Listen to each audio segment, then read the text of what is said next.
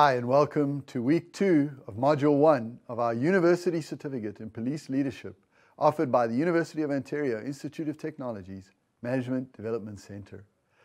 I'm excited about this week's series of discussion points because we're looking at leadership and followership and how important within police leadership this notion of leadership and followership is.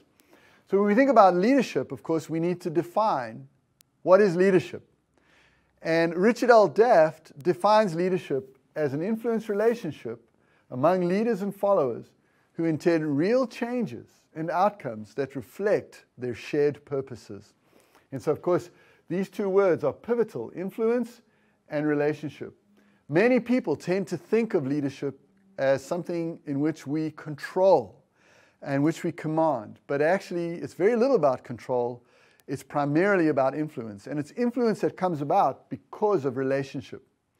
Peter Northouse defines leadership as a process by which an individual influences a group of individuals to achieve a common goal. And so many leadership scholars understand that what is pivotal in leadership is this influence relationship that focuses on a shared goal. Daft, of course, highlights the importance of followers. And followership is vitally important as we think about leadership. The three key elements of effective leadership, of course, are the leader, the context, and the follower. And each of those has a dynamic impact upon leadership effectiveness. And so we'll look at those as we progress. When we think about leadership as a process of influence, we want to understand, first of all, that leaders have intention. Leaders understand that there needs to be a change, there needs to be a difference. They want to make a difference, and so they choose to lead. That's really important. Secondarily, leaders are people who take personal responsibility for the outcomes, and because they want to accomplish this goal, and they act with integrity. They act with ethical responsibility, mindful of the impact of their actions upon those whom they're leading. Leaders influence for change. Leaders and followers actually influence for change. They realize that something needs to be done, and so they have a shared purpose, and part of that purpose is a change process. And so leaders are all about change. Of course, we've mentioned they have a shared purpose. It is a relationship that leaders have with followers. Leaders always initiate and maintain relationship, and so followers are vital, and of course it's a relationship of influence, not control. And I influence people based upon my character, credibility, and competence, and we'll see this in week 4 when we look at the leader as self, or the individual leader, and the character traits that are needed for effective leadership. When we think about leadership as well, we want to think about the old paradigm of leadership and the new paradigm of leadership. Leadership in the new paradigm is a process of influence. Leadership in the old paradigm as a process of control. And so, of course, paradigm is defined as a shared mindset that represents a fundamental way of thinking about and perceiving and understanding the world. How I view the world, my worldview, is a paradigm.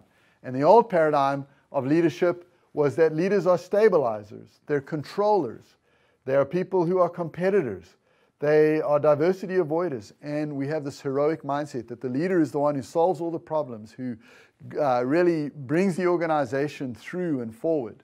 The new paradigm of leader, especially in Industry 4.0, where we find ourselves in the 21st century, is one who is a change manager.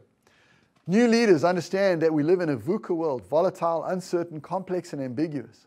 And so change is probably the only constant that we have. And so leaders now, instead of being stabilizers who want the status quo and to keep things as they always have been, understand we need to be effective at managing change if we're going to be good leaders, and we need to be invoking change, embracing change, enhancing change.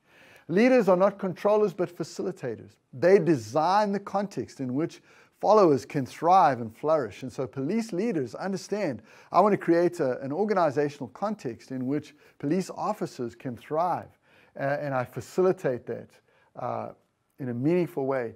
Whereas before we were competitors as leaders, now we want to collaborate. We understand that we need to draw in multiplicity of stakeholders, and we need to network and leverage that network because tasks now are so much bigger than just the moment. And so we learn to collaborate effectively.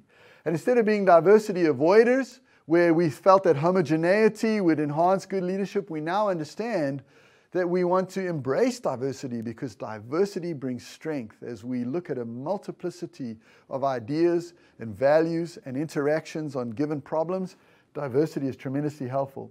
And whereas before leaders were heroes, now we know that leaders act with humility. Leaders understand it's not about me, it's about the organization. It's not about me, it's about the followers. It's not about me, it's about the stakeholders.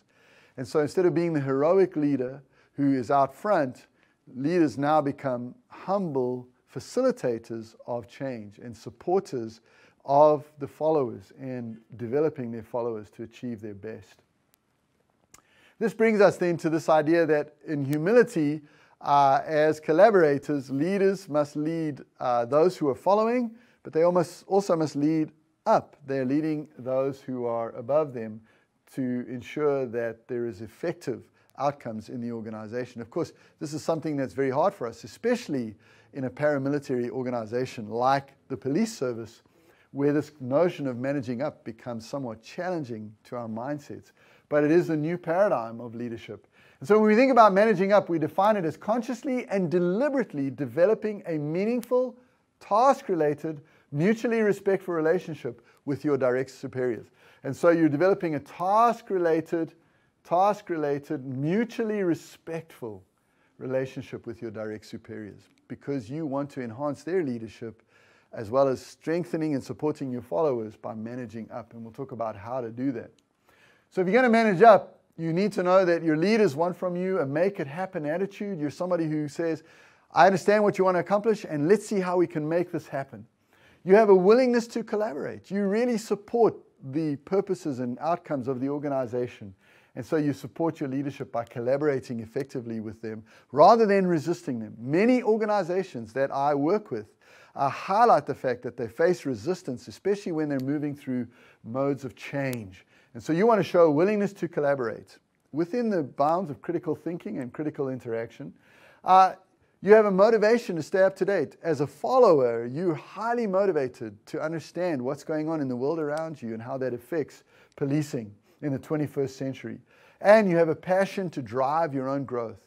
You're somebody who has a growth mindset, not a diminished or lost mindset. And so we then think about this idea of critical and uncritical thinking. If I'm someone who has a can-do attitude, if I'm someone who supports the leadership, I do so within the realm of critical thinking. And that means I have, rather than destructive consent, I invoke constructive dissent because I'm always thinking critically about what's going on. I think independently and I'm mindful of the effect of my and other people's behavior on accomplishing the organization's vision. And so I have this ability to think critically about what's going on and not bandwagon and not stereotype, but really think critically about where we're moving as an organization. We don't want to have uncritical thinking where we accept the leader's ideas without thinking. That leads us sometimes to status quo outcomes. You can look at the different followership styles and how those affect then your engagement levels and of course the interaction of critical thinking in those. So very quickly, some strategies for managing up. Number one, you want to understand your leader. To do that, you need to have a meaningful, task-driven relationship that is mutually respectful. Otherwise, how would you understand who your leader is? You need to learn what your leader's goals are, what your leader's needs are, their strengths, their weaknesses, and the organizational context. Remember, when we say leadership effectiveness is driven by the leader, by the context, and by the followers, we need to understand what are the organizational constraints that I, as a follower, can help the leader overcome to be more effective. I also want to study the leader's work style and decision making as to determine how to interact in a meaningful way with that leader. I want to be a resource to the leader if I'm going to manage up. I want to be sure that I'm supporting the leader's goals and desired outcomes. I want to help the leader to be a good leader. And so, again, as a follower, I support that and communicate that in many different ways. I want to build a meaningful relationship with the leader. And I wish we had time to talk about the vertical dyadic leadership approach or the leader-member exchange theory. But you want to be sure that you're building a meaningful relationship with your leader and that you also have a realistic view of your leader. You don't put them up on a pedestal. You don't have a blind and unthinking adherents, that you do engage critically, but that even in that critical engagement, you're always supportive of the leader as a person. And so here's how you influence your leader, and you can look these through. Number one, be a resource, and these are the ways to do that. Help the leader to be a good leader, and these are the ways to do that. Build relationship, and these are the ways to do that. And then view the leader realistically, as we've mentioned in the previous slide. And so to be effective as a leader, you've got to think about what is a leader, what is a follower, what is the dynamic relationship between them, how do I lead those that I'm called to lead or who are following, how do I manage up to support the goals of the organization, and how do I bring those elements together to be an effective leader no matter where I am in the organizational structure. Thanks so much.